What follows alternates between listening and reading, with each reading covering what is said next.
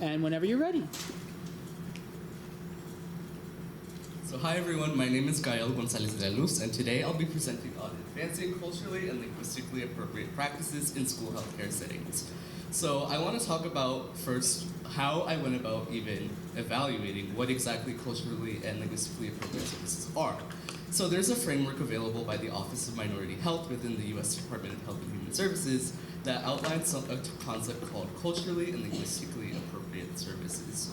Now, you may be wondering, what exactly are culturally and linguistically appropriate services?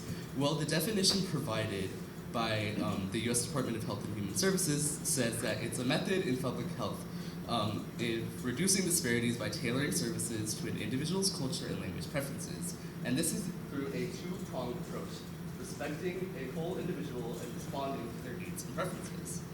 So, now that we know a little bit about that, let's talk about how CLAS is even regulated. So the government, as I've already said before, the Office of Minority Health has something called the National CLAS Standards, which is a set of 15 action steps intended to advance health equity, improve quality, and help eliminate healthcare disparities, which essentially can be divided into a principal standard and 3 subsets that I will outline right here.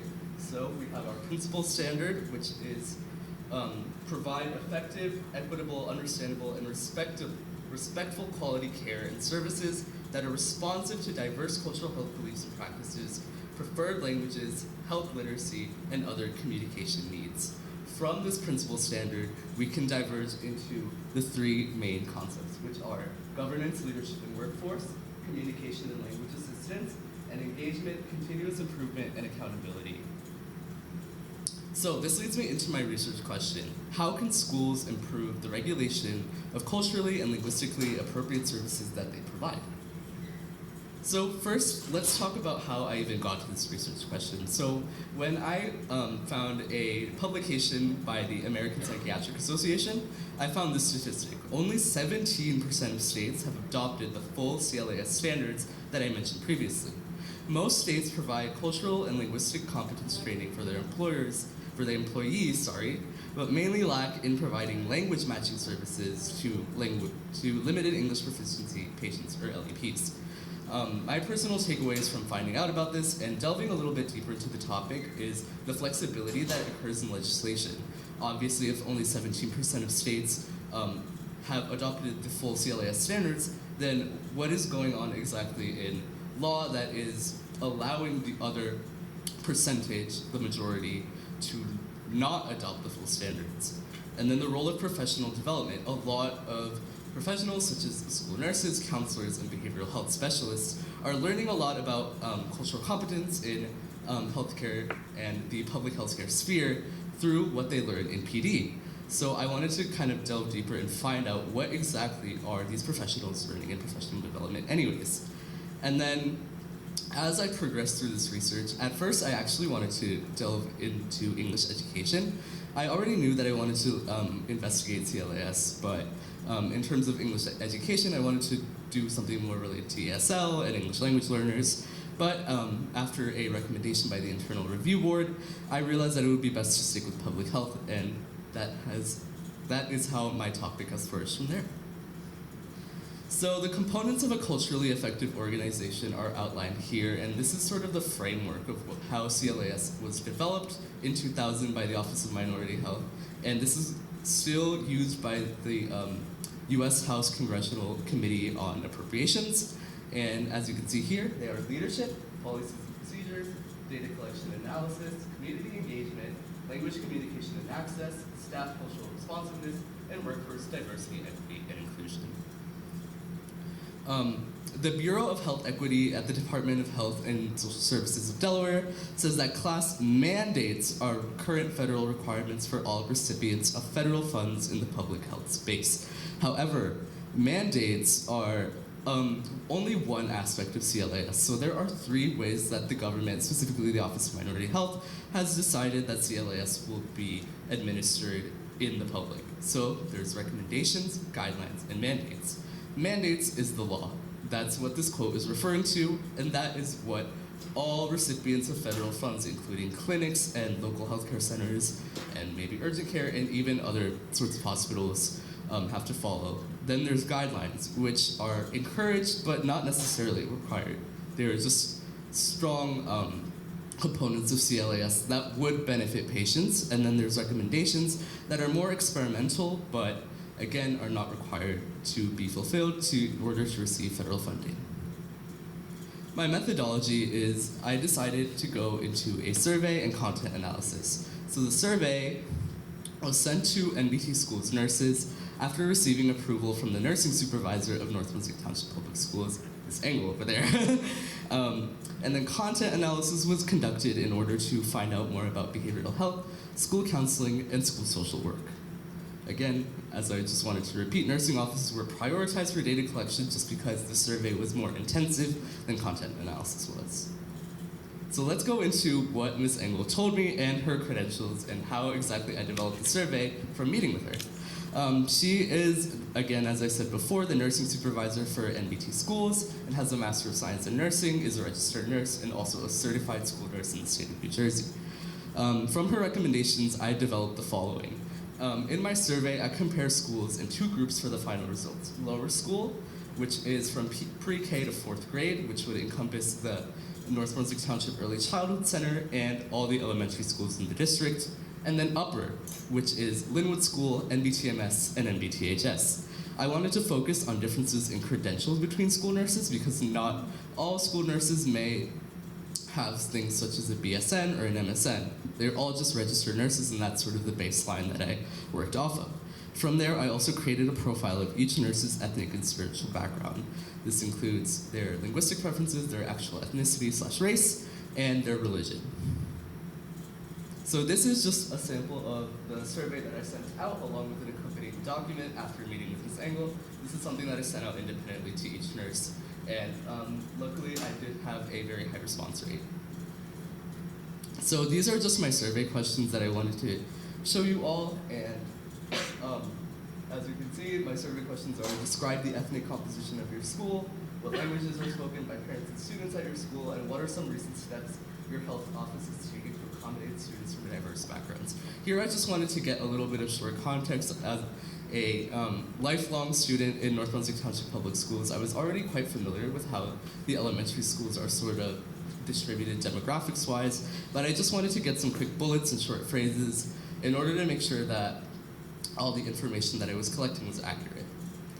Then extended responses. I wanted to get some more detail in order to get a better content analysis and eventually possibly do some qualitative coding and finding themes and codes within the responses that the nurses provided. So these responses, I instructed them to do 2 to 4 sentences unless otherwise stated, and they identified current challenges and goals of their health office, what they want to address and achieve through CLAS. And before this, obviously, I provided them with the context of the national CLAS standards. They had access to the document. How will you measure progress in addressing or achieving your challenging goals through CLAS? What impact on health outcomes do you expect as a result of these activities? How does your health office interact with your school's community, with your school administration, and what support do you receive from them? What measures have you taken to build a closer relationship with parents? And based on your experience, have you noticed any trend between health and student achievement or performance in the classroom? For confidentiality purposes, I did not name the nurses that I received these responses from, but I'm sure Ms. Engel can figure out who they are pretty quickly. So this is a lower school nurse who replied. This nurse has a bachelor's in business administration, is a registered nurse, and is a New Jersey certified school nurse. This nurse is Jamaican and of Christian religion. They spoke on increased focus on interactions with Spanish-speaking parents and students because the school they work at has a very high Hispanic population, and they also mentioned that they need the help of a translator most of the time in order to communicate with parents, especially during COVID-19 when students were sent to quarantine. They need assistance in organization of files, specifically when they archive, and they have limited preventative health communication to parents, specifically since the structure of a school nurse office is when students have a concern, then they go to the nurse's office instead of coming in in or the nurse's office sending out information before symptoms actually occur. The upper school nurse has a Master of Science in Nursing, is a registered nurse, and is also a New Jersey certified school nurse. They are Puerto Rican and of Christian religion as well. They spoke on a large influx of new students in the district, and I also wanted to point out that they didn't mention the language that much in their response because they speak Spanish. So obviously it's evident that ethnicity does play a role in how cultural competence develops. Because of their knowledge of Spanish language, then it has made their lives obviously a little bit easier. They talked about future directions the office could take in reduced issues at the moment and the disconnect between school nurses and the community, since they really are confined mostly to the operations of school and not really the broader North Brunswick Township area. The themes I noticed from across all of the responses that I received were linguistic differences, community engagement, holistic care approaches, differences in religion, rapidly shifting demographics, especially since North Brunswick is a growing town with a lot more students, which I mentioned is student population growth, and increased nurse-parent communication. So now let me move on to my content analysis, which was focusing on school counseling offices and behavioral health. The selected works I'm choosing to present to you all today is focusing on behavioral health, school counseling, and school social work. So from my findings, I found that in behavioral health, cultural competency efforts largely vary between community organizations. So there isn't really a set organization that is working throughout the whole country to develop cultural competence for professional training, and training really only exists at a small care at local community centers. In counseling, there's no current assessment to measure individual adherence to the national CLAS standards, since again, CLAS is really only something that's found in public healthcare, but it does have implications that extend beyond counseling, especially since counseling does really have to do a lot with mental health. MCC tests, which I mentioned before, are multicultural counseling competence assessments, were found to be not sufficient for licensing school counselors and the various needs that they encounter throughout the day. In social work, national certification for school social workers is encouraging cultural training, and there's also, it's also shown to be effective throughout and possibly can be shown to be effective in counseling and behavioral health. However, there is a disparity between in-service training, which is when a professional receives training from their employer directly, and external workshops which they would be sent to on their own time. My conclusion is that the national CLAS standards and the Office of Minority Health must create a mandate for schools along with a greater regulatory body to standardize culturally and linguistically appropriate services across all components of school health care. So again, that means nursing, school counseling, school social work, and behavioral health. My implications and further research, my further research goes along with hand in hand with my limitations, so I wanted to talk about implications first because that is a little longer. Increased role of government in public health, obviously with a greater regulatory body, would come the need for government to step in more at nationwide, but also statewide, and of course the township through the Board of Education would be able to help as well. Diffusion of linguistic and other cultural characteristics, obviously as more people interact with each other from different backgrounds, then it is easier for other individuals to acknowledge diversity through ethnic and spiritual and other sort of aspects. Projected increased tolerance, of course, comes with increased diversity. Exposure to people of other races will allow you to become more tolerant and knowledgeable in ethnic and religious minorities. For further research, if I had more time to do my presentation, I would have loved to complete interviews with school counselors in order to have a more wider scale in terms of my database. More empirical data, since a lot of this was qualitative analysis, and an experimentation, perhaps, sort of a mock simulation of how a mandate would play out in a school nursing setting or in a school counseling setting. And with that, those are my references. Thank you so much for listening. All right, so we have some questions from our panelists. Anybody want to go first? Sure. First of all, great job, very well spoken. You seem Thank like you. you've been definitely working on this in September. So my question for you is, what was the most important source of information you found while conducting your research, and why was it important to your research process? Sure. So there was a presentation that I found earlier in the year, around November or December, that was a presentation by Dr. Rita Roy at the Office of Minority Health in partnership with the National Association of School Nurses. And they did talk about implementing CLAS in school nursing. So I kind of went off of that and decided to find the gap in my research between that sort of interconnection of school nursing, but then the other components that really aren't talked about in school healthcare that include, of course, what I talked about in my content analysis, and sort of bridging that gap with my research project. How did you evaluate the sources that you collected to make sure that they were credible, valid, and reliable? And which sources did you discard and why? So I didn't really feel the need to discard any of the sources that I used because I tried to go straight for credibility right off the bat. A lot of the sources that I use come from the Office of Minority Health and the U.S. Department of Health and Human Services, so obviously a governmental source is credible just from the fact that it is the government. And then a lot of the other things that I use, like I mentioned, the American Psychiatric Association, those articles were all published in peer-reviewed journals, so those were all credible sources for me to use in my research, along with the research that I produced myself in terms of my survey and my content analysis. Okay. In what specific part of your research process was your expert advisor most helpful? What did you learn from the expert advisor about your field of research? Miss Engel was a huge, huge help, and I do want to thank her right now for all the contributions that she gave to me. Without her, I probably wouldn't have been able to do such a widespread survey. And when I went into the internal review board, my final meeting with them, the recommendation was that I seek out the nursing supervisor in order to obtain permission to even do a survey to begin with. And with her help, I managed to create the sort of workflow of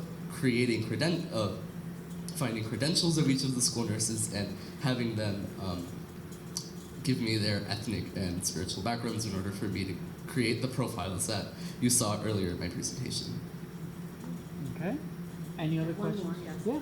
I feel that the research you've done is very valuable, and I'm wondering if you're considering sharing this information with the school nurses in our district in professional development. Did you consider doing that? I mean, I haven't really considered doing that, I'm going to be honest. This was really just for my AP research project, so I could, get that done and get the score that I wanted. But I think I would probably need more time to develop a more nurse-oriented presentation in order to give that as a professional development resource to be used. I would welcome a meeting with you after this discussion so we could have a further discussion about it. Thank you. Thank you. To work out a date. Thank you. Yeah, we'll work it out. Got a date already in mind. Thank you so Not yet. much. And a pay rate. Honestly, though, this is working research that really does, you've learned things and you've gained insight into what goes on in our health offices, and that information can't be just put on a piece of paper and shared here. It really is valuable, and I think it's important that the people that you're speaking to hear your results of your research. So I really appreciate it. Thank you. Thank you. Any other questions from the audience? No? All right. That's it. Thank you.